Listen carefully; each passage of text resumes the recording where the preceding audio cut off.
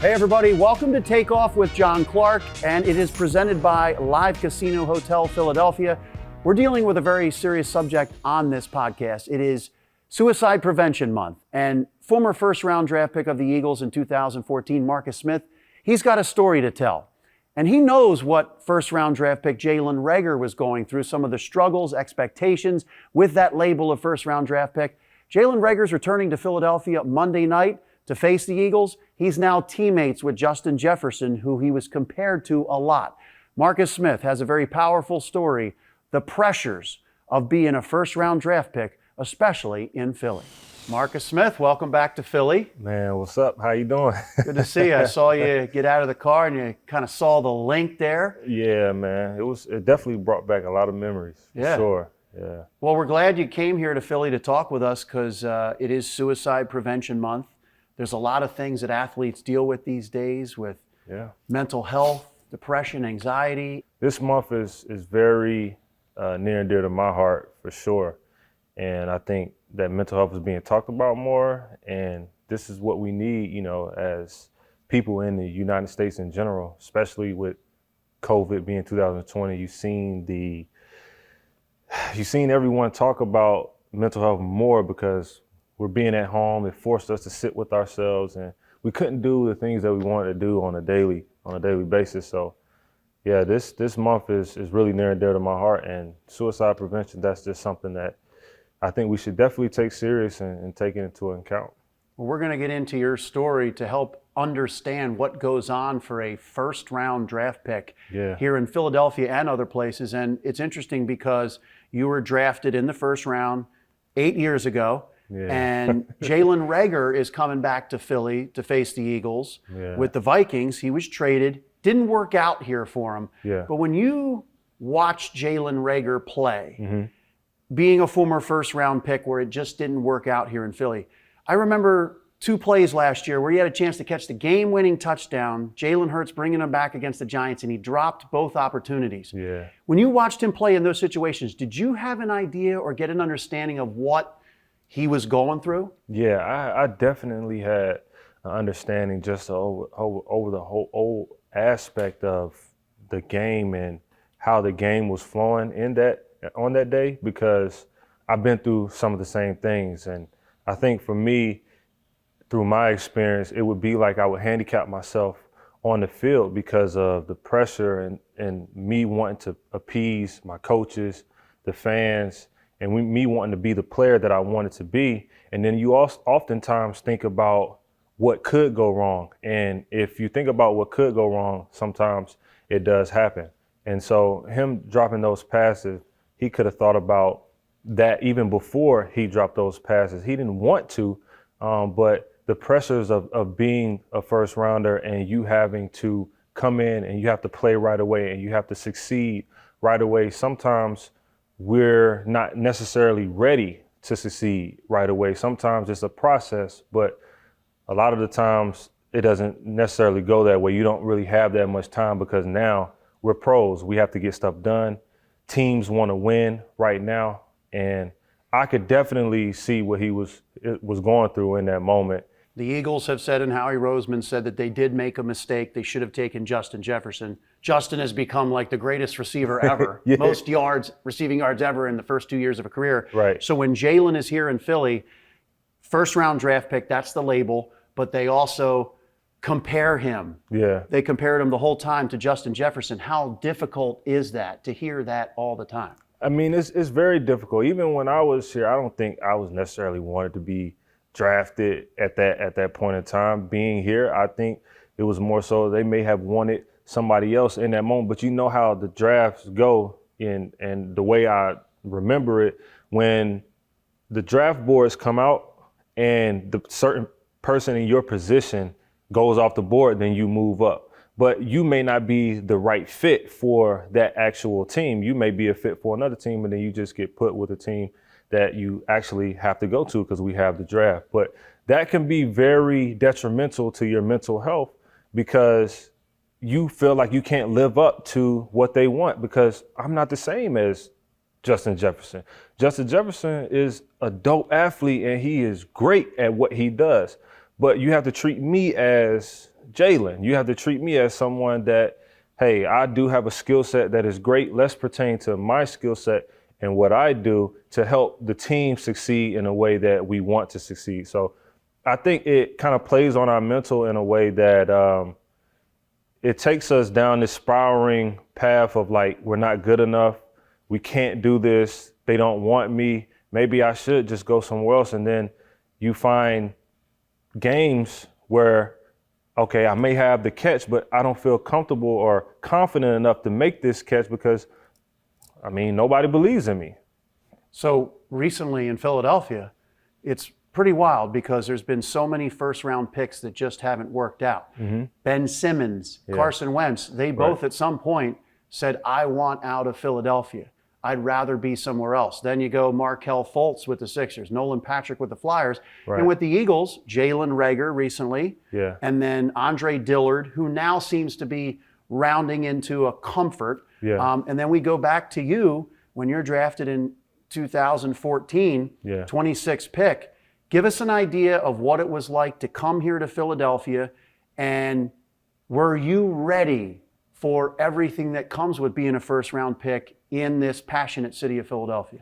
Man, you know, my experience, it was a culture shock for me. Coming from University of Louisville, the fans are not as passionate. It's not as many fans if you were having, like you were playing in the SEC or, you know, a different conference. So we were in a much smaller conference at the time.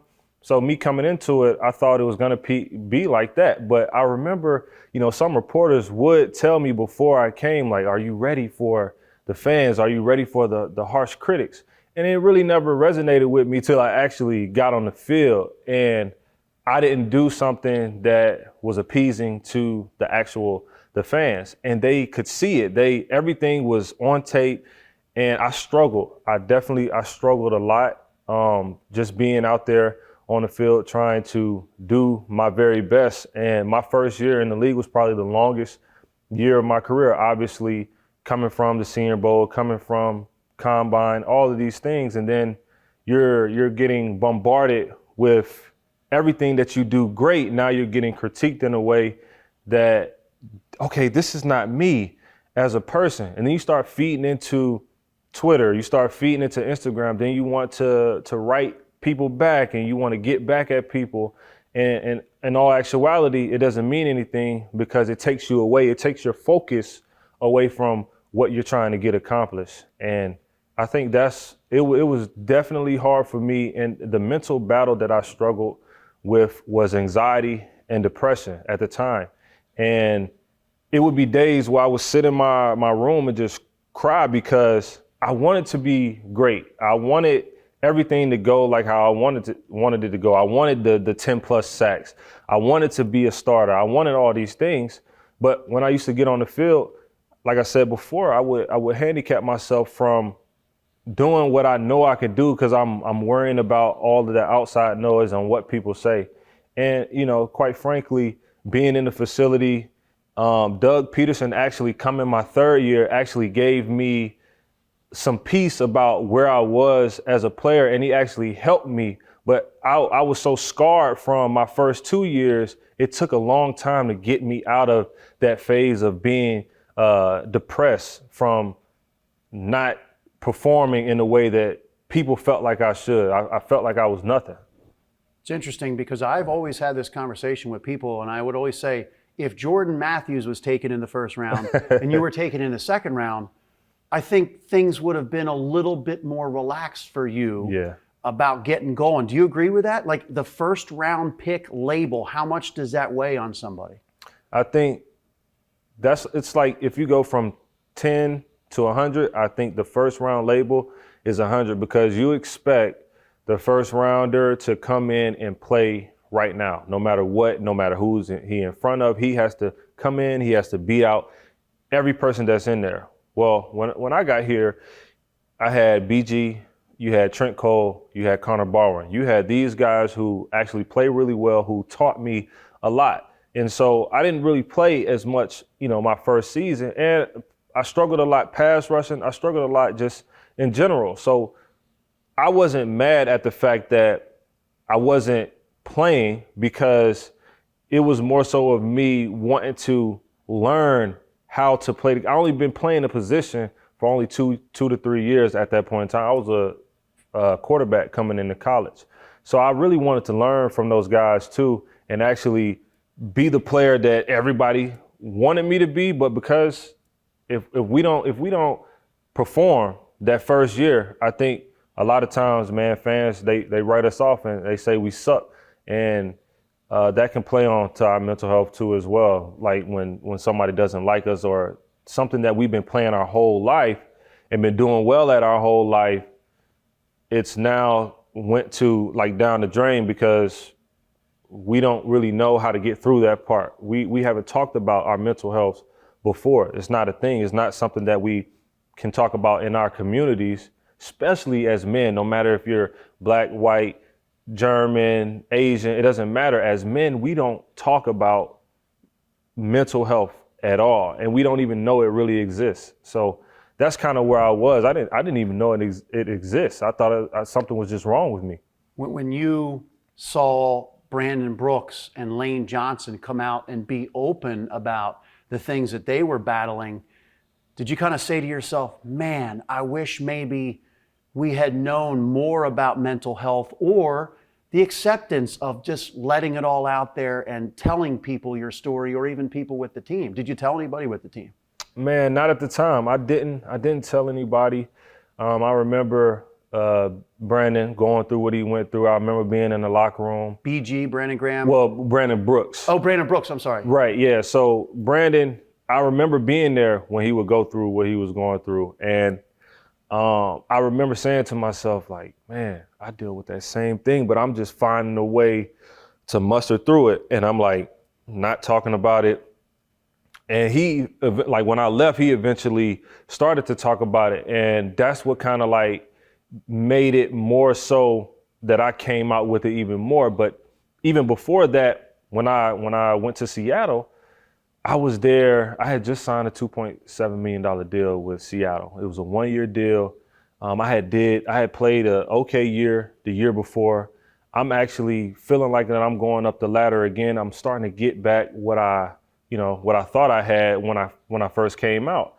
But I never addressed the anxiety and depression. So each and every year, it would be the same thing. I wouldn't be able to eat. I wouldn't be able to sleep.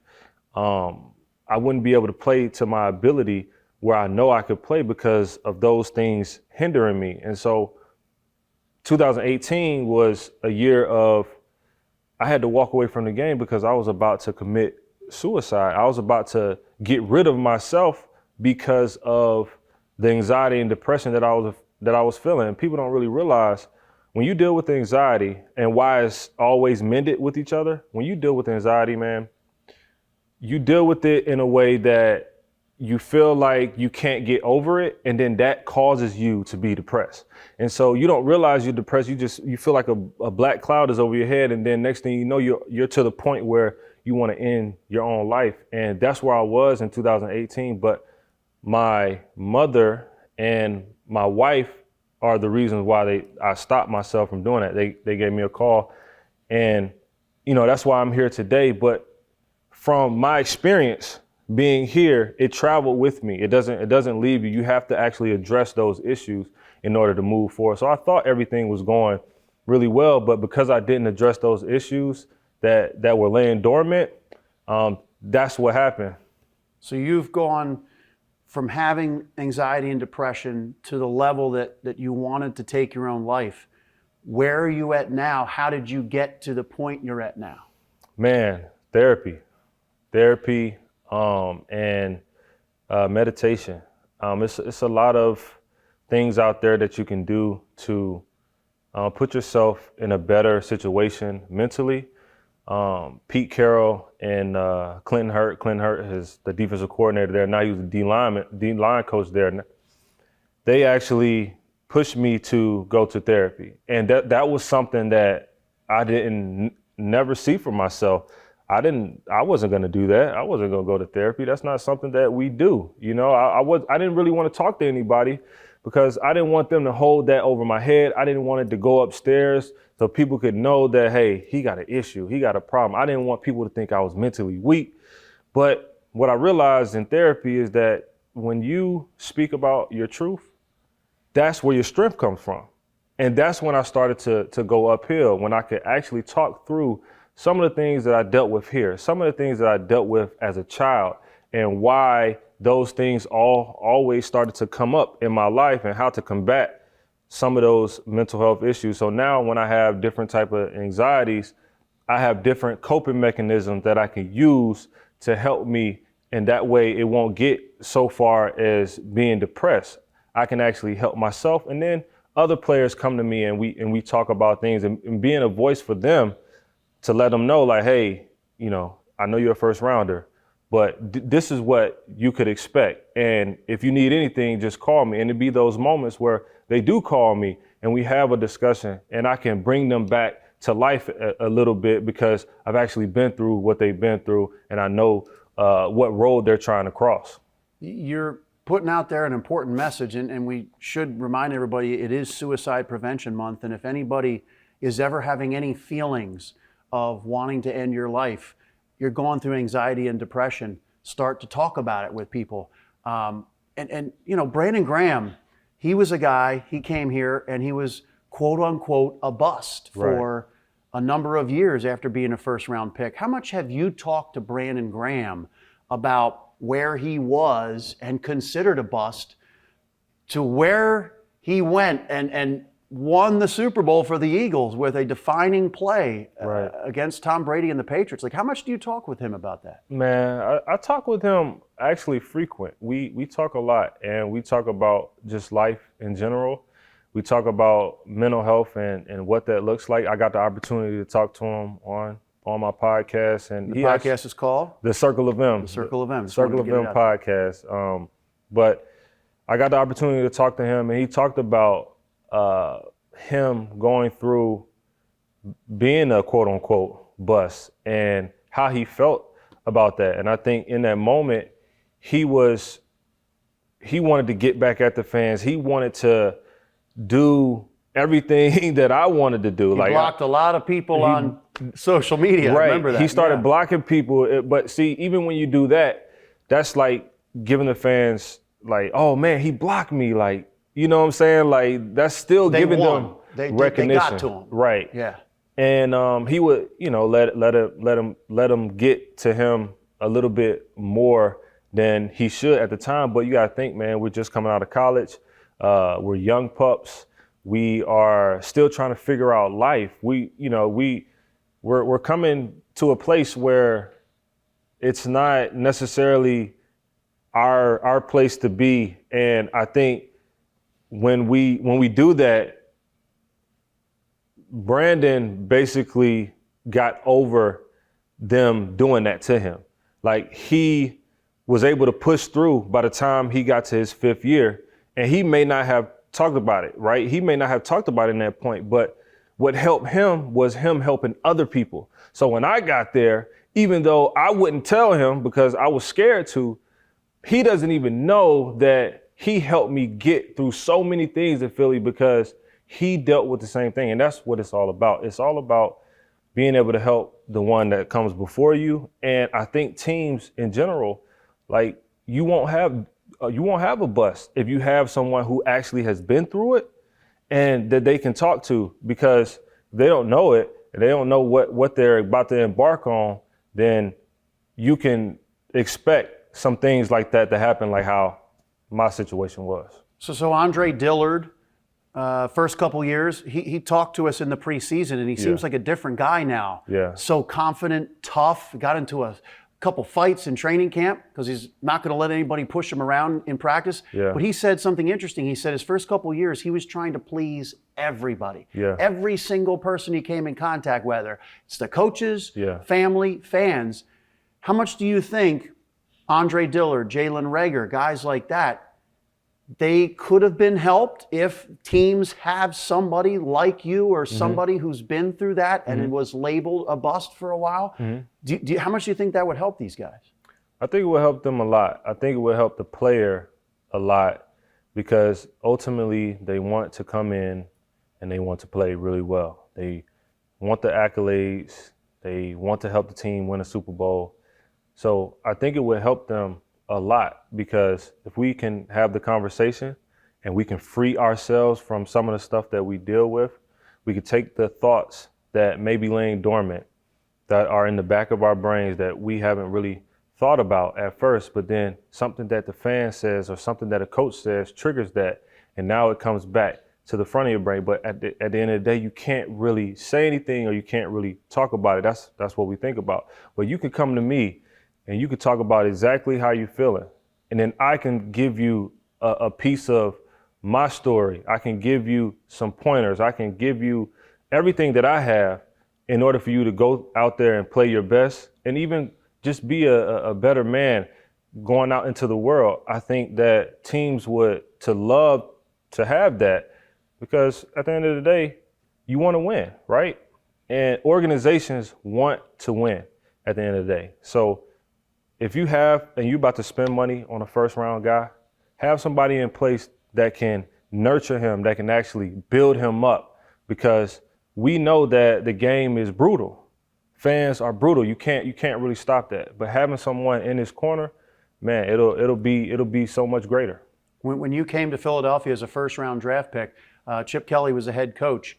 And look, some guys, you know how to push their buttons. Coaches ride guys, and that's how they get motivated, and it fires them up. Yeah.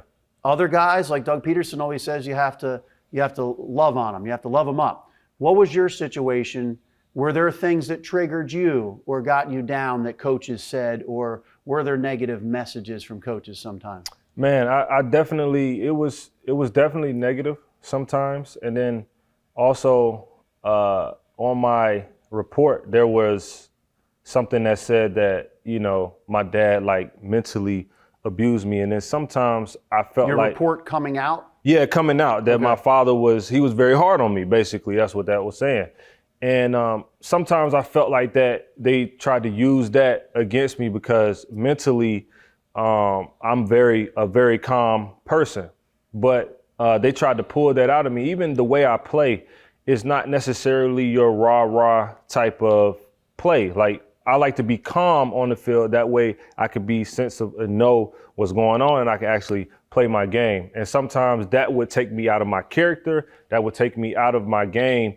And I didn't really, that wasn't me. And I wanted to be me. And sometimes that would happen. And even when I was there, like the first thing that they said to me, and I won't say any names, but the first thing they said to me was, you know what you got to worry about? You got to worry about being a first round bust, right?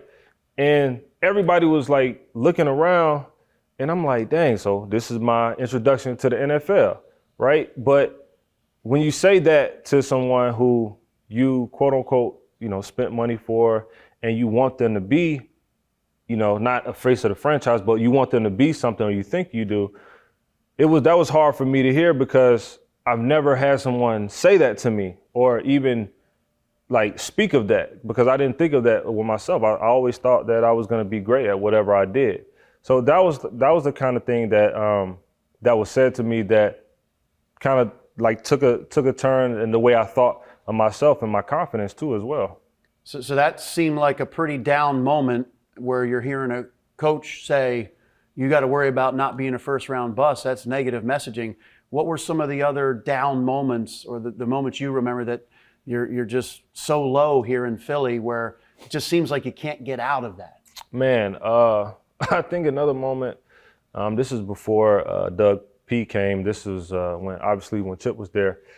It was a moment where we were pass rushing, and I kept slipping, right? Kept slipping on the ground, and he kept just drilling first rounders, good players don't fall.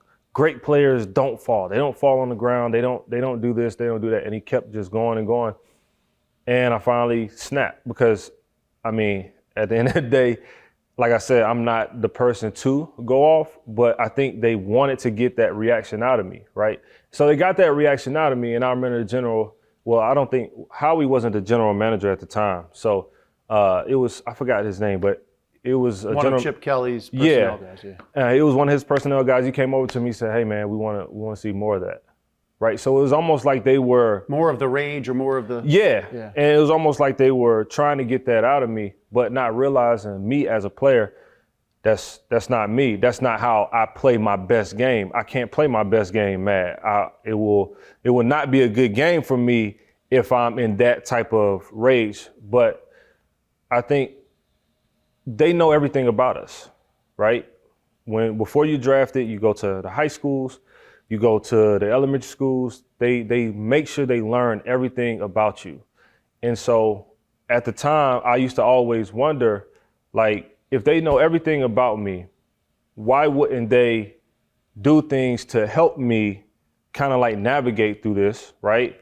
And not try to put me down in a way that I wouldn't succeed. Do you ever think back to that kid? You were a kid coming to Philadelphia as a first-round draft pick. Do you ever think back to that kid that was coming here? And if you could have the perspective and understanding and everything that you're talking about now in your mind when you were coming here to Philadelphia, how much do you think things would have gone different for you here? I think it would have been a lot different if I would have had my team in place. I talk about this mental health team all the time. Like if I would have had a therapist in place, mentor, if I would have had, something that would allow me to kind of get through those mental battles outside of the facility, because at the time we didn't have that. You're expected to play well, you're expected to have this mental toughness, but we have to redefine what mental toughness is. Mental toughness as a football player may seem like, oh, you get a scratch, you don't talk about it, you break a leg, you just have to get through it. Well, when we talk about mental toughness, that's all in the mind and in the brain. I always say success is not a destination, it's a mindset. So as players, if we can come with the mindset that we're already successful, no matter what the fans may say, what the coaches may say, if you have a bad game, you have someone to talk through that game. It's not just somebody yelling at you saying you sucked and you need to do better. It's like, okay, how do we get through this part? When you have this bad game, how do we get through this part mentally? Because sometimes there is a mental block, then that's how you see bad game after bad game, and then after bad game, then you wonder like, what's going on with them?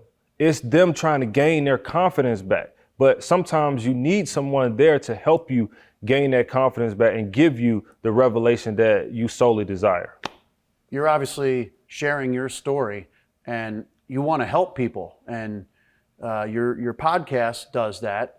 What else are you doing in your life right now or looking towards to help people? Yeah, so obviously I'm doing a podcast that is, it's called the Circle of M podcast. And I talk to different athletes and we talk about their mental health journey and how they get through it, because I want athletes to actually hear what they have to say, because they might be dealing with the same thing. And I'm trying to talk to the majority of the NFL that gets cut, the NFL that doesn't play a long time sometimes, because we have to talk about those guys too, because those guys are missing in action and they deal with mental health issues too. But we're also, as an organization, where I'm going to the different high schools and I'm going to different colleges coming up to speak about mental health and what that looks like in my life to help someone heal. Because that's what it's all about. I want to speak about this enough so that it'll trigger something in your brain that says, hey, you know what? I kind of dealt with that already, or I dealt with that too. And then if it's something that is weighing you down, you now know what you can do to help yourself, right? And it's all about speaking about it, because if you can speak about it, you continue to free yourself. So me talking to you, John, this is actually freeing me and helping me along, because it's a journey. I still deal with mental health struggles, but the difference is now I know how to combat those struggles, and knowing what you're going to do when those struggles come, it makes it so much easier. It's interesting, earlier in this conversation, you said to me, you didn't think you were worthy of being a first round pick, taking number 26. Where do you think you should have been taken, or where would you have taken yourself?